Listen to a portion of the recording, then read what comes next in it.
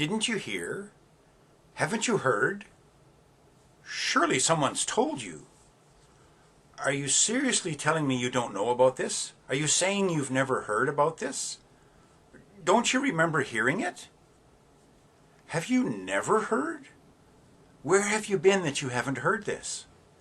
Where have you been that you don't know about this? Well, this is my sermon for the 5th Sunday after Epiphany in 2021. Many of us are enjoying a Canadian prairie winter, staying warm by wearing 2 sweaters and 2 pairs of socks in the house. And I'm sorry I don't have a liturgical color green bandana to wear, but this is how we stay warm in the Canadian winters in our little apartment. I'm beginning to see evidence that through the anxieties and isolations caused by the circumstances of the pandemic that we're going through, many of us seem to be learning and becoming aware of things that we might not so easily have discovered if it hadn't been for these circumstances. And I'm hoping that one aspect that's being restored to us, or one thing that we may be getting a glimpse of, is simply the benefit of remembering and understanding how great our God is. Now, it may seem a very simplistic suggestion, but I think when we're facing anxiety, discouragement, fear, and melancholy, one of the coping mechanisms that's rather obvious is simply to remember how great God is, to get a better picture of our God. Because we're tempted at times of distress and emotional pain and discouragement to think that God is no longer caring for us if she ever was. We feel abandoned and alone, and we're tempted to question any faith we ever did have. If there is a God, why would she let this happen? At this point, of course, we're struggling with a classic problem, a classic theological problem, sometimes known as the problem of pain. And it's based on the question, or the conundrum of wondering why a loving and all-powerful God would allow there to be evil and suffering in the world. Now, these are legitimate questions and a common temptation. And I would say it's particularly pertinent now, and I say especially now, not just because we're stressed by the epidemic, but because prior to the epidemic, many of us had fewer occasions to be asking these questions. Let's face it, on a global scale of affluence, Canadians are near the top, surrounded by an embarrassment of riches and resources. However, as Archdeacon Cheryl pointed out earlier this year, the pandemic shows us that we are living in apocalyptic times. Apocalyptic because apocalypse means to uncover or to reveal or to discover what is hidden. And the pandemic has certainly uncovered some aspects of our society. We begin to realize things such as simply our lack of preparedness in spite of plenty of warnings. We begin to discover our dependence on our just-in-time global supply chains. We've began to see our ability to confuse ourselves with misinformation. And we've seen our underlying selfishness and self-centeredness manifest in our resentment of authority, our lack of community consensus on simple safety measures, and our frustration about why can't this be over now when I want it to be. Now, to be fair, the circumstances of the pandemic have also brought forth stories of great courage, kindness, perseverance, and compassion.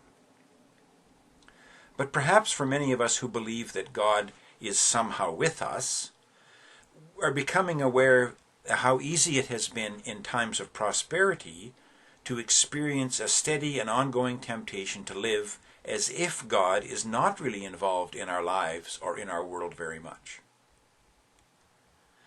Then, times when we are distressed and the threat of death is closer and more apparent than it's ever been, we become aware of the kind of dangers that many in the rest of the world have been living with much more constantly than we have. And so then our problem of pain becomes not just theoretical, but personal. If there is a God, why do I feel so alone? If there is a God who loves me, why am I so afraid? Why does my future look so bleak? If there is a God who loves us, Why are we in such terrible situations? For now, I simply want to say that one of the things that helps us in times of distress is to get a better picture of our God. What kind of God do we actually have faith in? And this is what the prophet Isaiah is asking us in Isaiah chapter 40. Didn't you hear? Haven't you heard? Surely someone has told you. Don't you remember hearing it? Are you sure you've never heard this? Where have you been?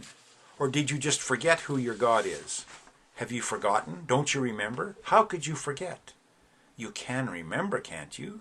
You do understand, don't you?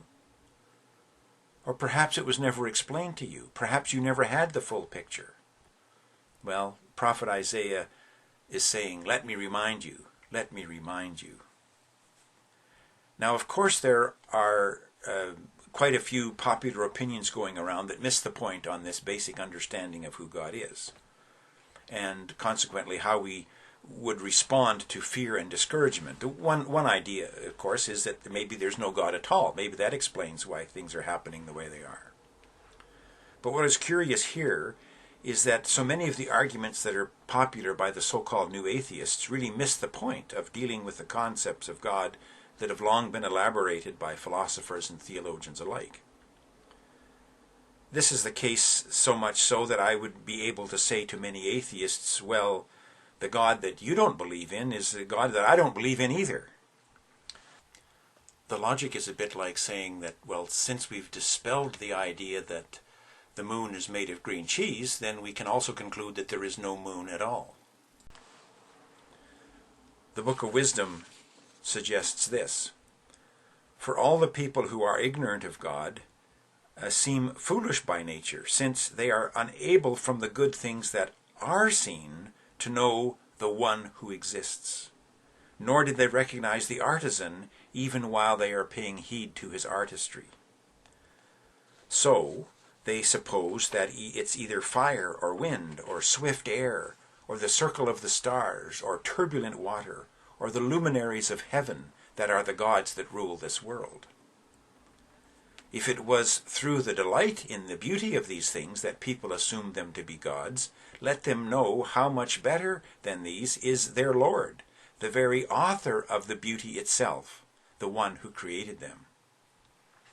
And if people are amazed at their power and their working of such creations, let them perceive from them how much more powerful is the one who formed them.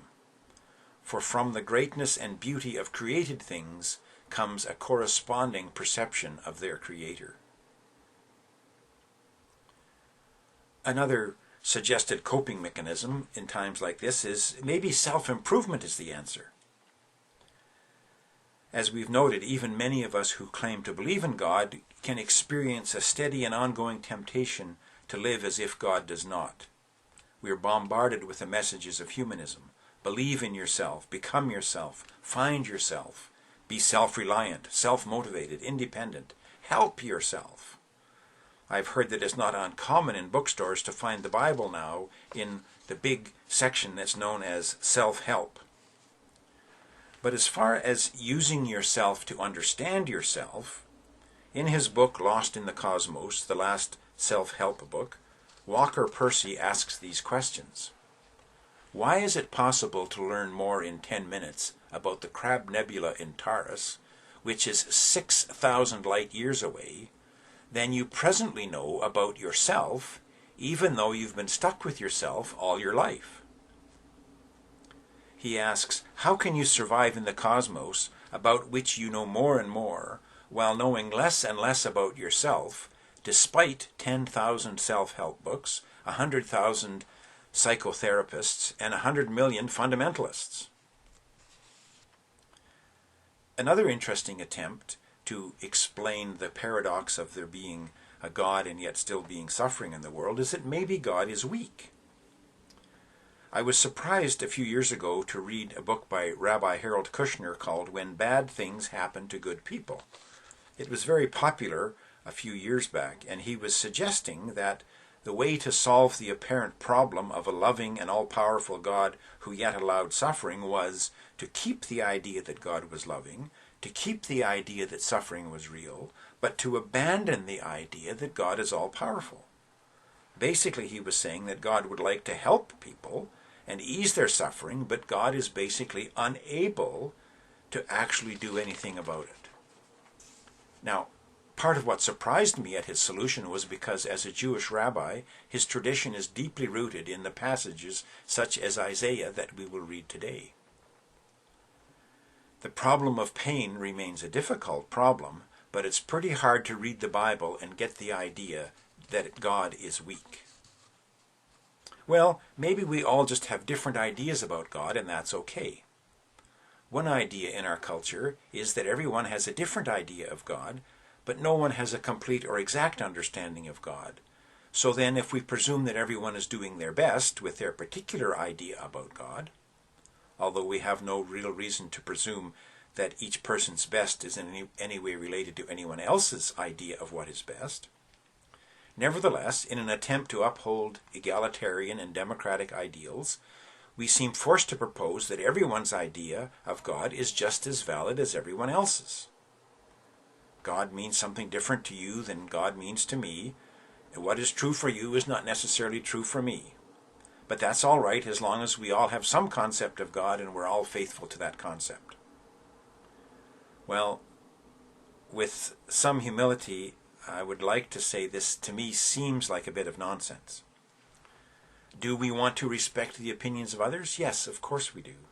Is it likely that others will be able to see and understand aspects of God that we ourselves have not yet seen or comprehended? Yes, of course.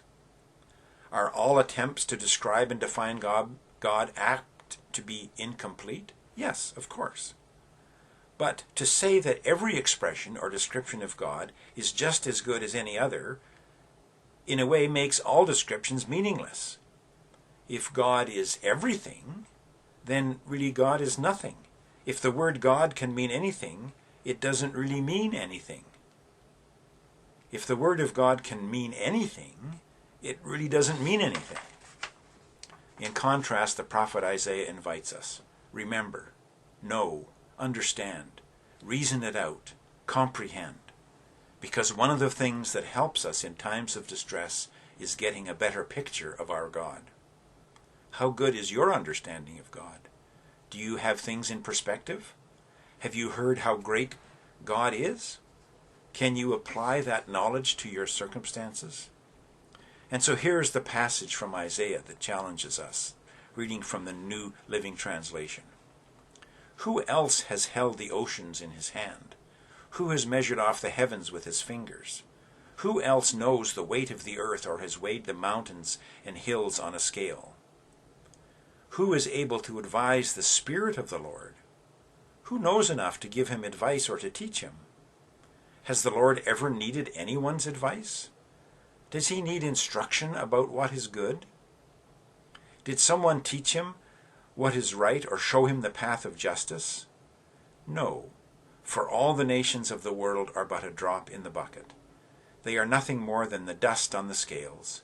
He picks up the whole earth as though it were a grain of sand. The nations of the world are worth nothing to him. In his eyes they count for less than nothing, mere emptiness and froth. To whom can you compare God? To what image can you find to resemble him?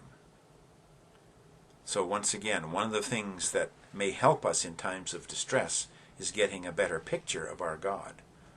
Isaiah 40 continues, this time from the Message Bible. Have you not been paying attention? Have you not been listening? Haven't you heard these stories all your life? Don't you understand the foundation of all things? God sits high above the round ball of earth. The people look like mere ants. He stretches out the skies like a canvas. Yes, like a tent canvas to live under. He ignores what all the princes say and do. The rulers of the earth count for nothing. Princes and rulers don't amount to much. So who is like me? Who holds a candle to me, says the Holy One. Look at the night skies. Who do you think made all this? Who marches out this army of stars each night, counts them off, calls each one by name? They're all so magnificent and so powerful, and one is never overlooked. Why would you ever complain, O Jacob, or whine, Israel, saying, God has lost track of me. He doesn't care what happens to me. Don't you know anything? Haven't you been listening? God doesn't come and go. God lasts. He is creator of all you see and imagine. He doesn't get tired out. He doesn't pause to catch his breath. He knows everything inside and out. The Lord is the everlasting God, the creator of the ends of the earth. He does not faint or grow weary. His understanding is unsearchable. He gives power to the faint, and he strengthens the powerless. Even youths will faint and be weary, and the young will fall down exhausted. But those who wait for the Lord shall renew their strength. They shall mount up with wings like eagles. They shall run and not be weary. They shall walk and not faint. And so I encourage you, if you're distressed, if you're interested in getting a reminder of how great God is, read Isaiah 40, read Psalm 139, read Psalm 27, read Psalm 33, and may God bless you and encourage you with an increased vision of his greatness and glory. Amen.